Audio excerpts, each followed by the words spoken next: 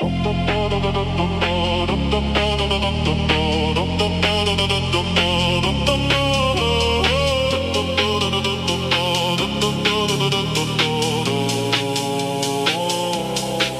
mato šypseną, bet nemato naktų, kai vienas su savim kovoji tyliai. Jie mato rezultatą, bet ne tavo kelią, kiek kartų kritai ir vėl atsistojai. Jie nežino, kiek svajonių teko slėpti, kiek kartų sakei, aš nebegaliu, bet ryte atsikėlei dar kartą, nors vakar atrodė, kad viskas baigta. Jie nemato, kiek kainuoja tavo šviesa, nemato kovų, kurias laimi vienas. Jie mato viršūnę, bet nemato kelio, kuriuo ėjai per lietų ir tamsą. Tegul jie nemato, tu žinai, ką išgyvenai, žinai, kiek kartų pakilai nuo žemės. Gyvenimas nėra apie tai, kad nekristum, jis apie tai, kad vis tiek atsikeltum.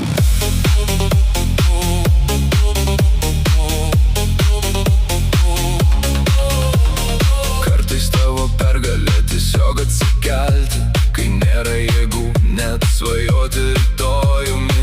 Kartais žingsnis pirmyn atrodo mažas, bet jis vis tiek nuveda tave tolyn. Nelygink savo kelio su svetimu keliu, tu nežinai, ką slepia jų šypsenos. Kiekvienas žmogus neša savo istoriją, tik ne kiekvienas ją parodo pasauliui. Jie nemato, kiek kainuoja tavo šviesa, nemato kovų, kurias laimi vienas. Jie mato viršūnę, bet nemato kelio, kuriuo ėjai per lietų ir tamsą. Tegul jie nemato, tu žinai, ką išgyvenai, žinai, kiek kartų pakilai nuo žemės. Gyvenimas nėra apie tai, kad nekristum, jis apie tai, kad vis tiek atsikeltum.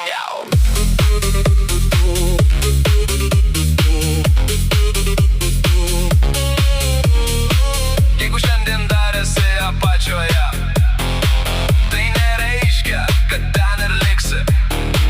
Net lėčiausias žingsnis yra judėjimas, net mažiausia viltis gali tapti pradžia.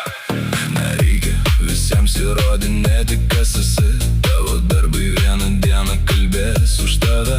Ir kai atsisuksi atgal nueitą kelią, suprasi, kiek daug savyje turėjai. Tegul jie nemato tavo kovos, tegul nesupranta tavo tylos. Tu žinai, kiek kartų galėjai pasiduoti, bet pasirinkai dar vieną rytą. Tegul pasaulis nemato viso tavo kelio, tegul mato tik tai, ką nori parodyti. Nes tikrasis stiprumas nėra garsus, jis gyvena žmoguje, kuris nepasiduoda. Ir jeigu šiandien niekas tavimi netiki, patikėk savimi bent tu, nes gyvenimas, kurio dauguma nemato, dažnai yra pats stipriausias tavo gyvenimo skyrius.